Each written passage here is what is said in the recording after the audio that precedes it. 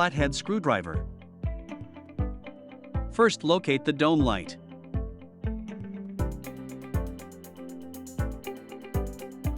Using the small flathead screwdriver to pry this side of the lens open first.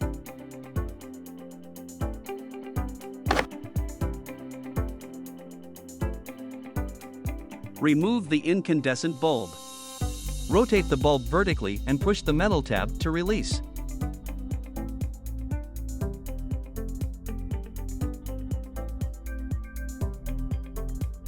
Insert from this side first to install the LED light bulb and test it.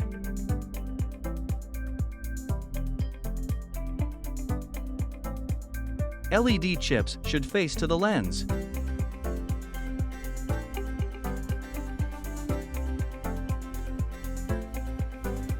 Remember to align the two tabs for installation. Push until it snaps into place. Now you can see the difference between ALA Lighting LED 30 Lux light versus the 6.6 Lux incandescent light. ALA Lighting Advanced LED lights for automotive.